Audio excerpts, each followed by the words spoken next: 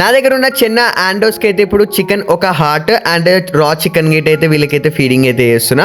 And ఇంత పెద్ద పెద్ద పీసెస్ ఉంటాయి, ఇవి తినలేవు కాబట్టి వీటి కోసం అని చెప్పి చిన్న చిన్న పీసెస్ అయితే చేసేసిన అనమాట.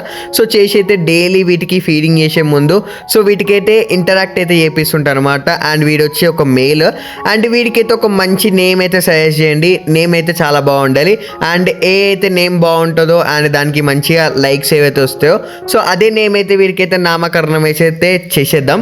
అండ్ ఇట్లా మంచిగా ఇంటరాక్ట్ అవుతాయి. సో వీడి గిట్ట మనతో పాటు ఒక్కొక్కసారి ఫింగర్ గిట్ట తొందరగా అట్రాక్ట్ అయితే అవుతాడు.